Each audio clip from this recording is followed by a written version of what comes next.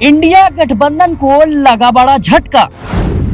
लोकसभा चुनाव से पहले बनेगा तीसरा गठबंधन।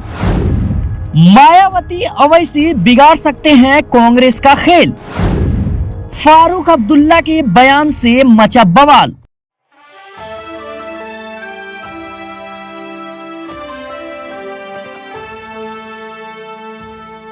नमस्कार, आप देख रहे हैं नेक्स्ट 9 पॉलिटिकल बाइट। मैं हूं आपके साथ सिरा।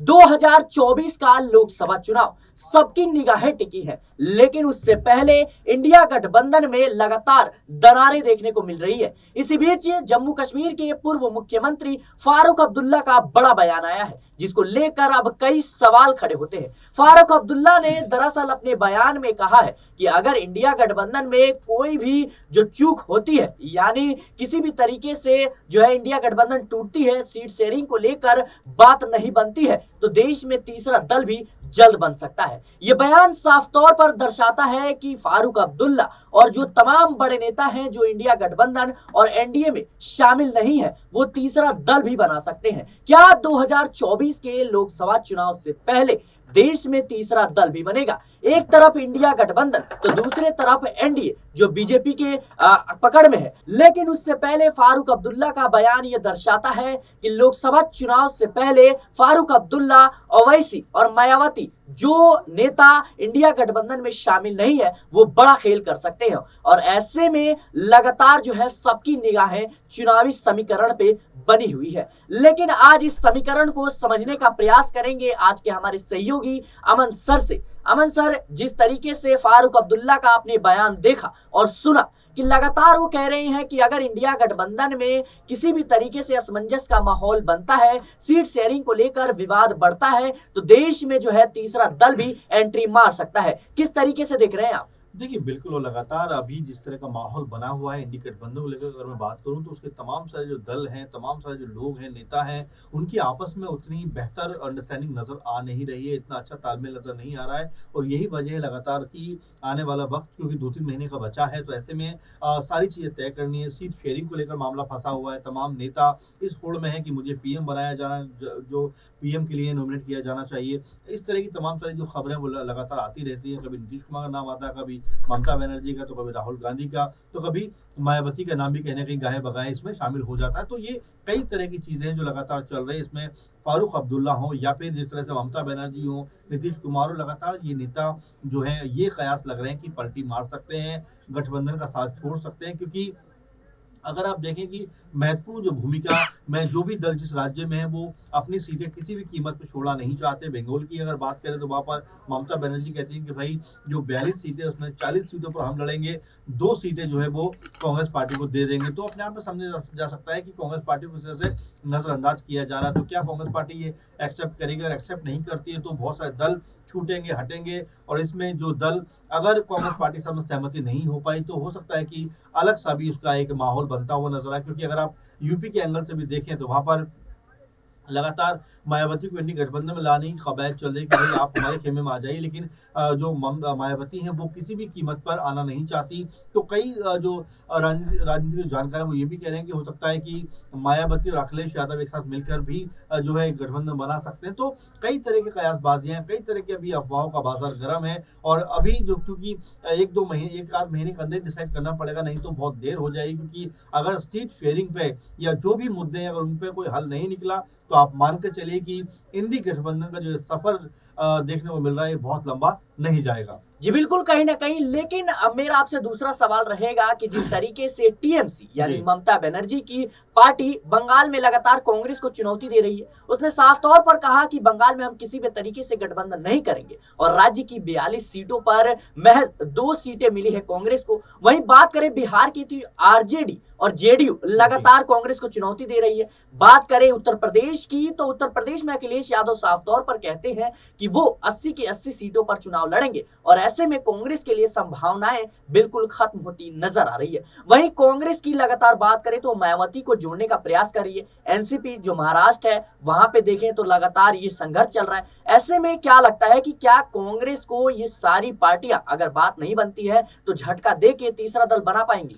देखिए, ज़ाहिर-सी बात है कि कांग्रेस पार्टी को अगर देखा जाए तो मुख्य दल तो कम से कम वही नज़र आता है, क्योंकि जिस तरह 3-4 राज्यों में सरकार उनकी है, एक वोट बैंक उनके पास है, लगातार तमाम देश में उनकी लोकप्रियता है। भले उनको वोट मिले या ना मिले, लेकिन उनकी जो पहुँच है वो तमाम राज्य, तमाम शहर, तमाम गाँव तक है। और ऐसा अब उनके अलावा दूसरी कोई पार्टी है तो वो बीजेपी है। तो ऐसे में कांग्रेस पार्टी को तो केंद्र में इस गठबंधन को रखना ही पड़ेगा। लेकिन हाँ, आपने सही कहा कि अगर जो आपस का तालमेल है, अगर वो बेहतर नहीं हो पाया, लगातार जो सीट शेयरिंग को लेकर जो मसला फँसा हुआ है, वो अगर सॉल्व नहीं हो पाया, तो आप मान के चलिए कि आने वाले वक्त में, आने वाले दिनों में ये गठबंधन पूरी तरह से चरमरा जाएगा।